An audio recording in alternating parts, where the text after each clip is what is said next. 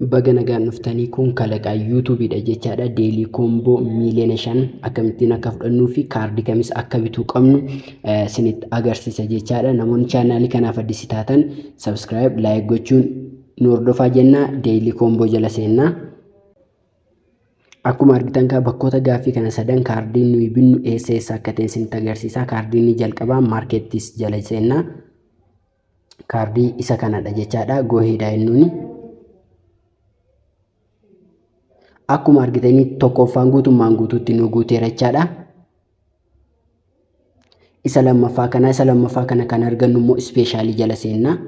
Ispeeshaalii jala seenuun gabbuunaa jechaadha. Warroonni maay kaardii jala hin qabne niiw kaardii jala barbaaduu dandeessu. Gadi buuneeti hamster YouTube channel kan jedhu kanadha jechaadha. Hamster chaanaalii YouTube chaanaalii isaanii kanadha. Gooheedha jennuuni. Akkuma argitan inni lammaffaanis guutummaan guutuutti nu guuteera jechaadha. Isa sadaffaa kana isinitti himuun dura teelegiraamii chaanaalii bannee waan jirruuf kalaqaa koominiti jettanii sarchi gochuudhaan jooyin gochuun irraanfatina. Achi jala gaaf seentan guyyaadhaan guyyaatti wantoota gadhiifamuu isinii gadhiisna haala salphaa ta'een kallattii gabaabaa fi viidiyoon ala akkamitti ilaaltanii akka hojjettan isinitti agarsiisna jechaadha. Gaaffii qabdanis karaa kanaa yoo nu gaafattan isinii deebisna jechaadha.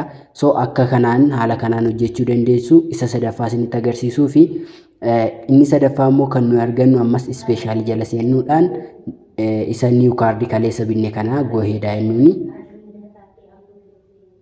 Akkuma argitan sadaffaas guunneerra jechaadha. Miiliyoona 5 fudhachuu dandeenya kanaaf teekaa jennuuni.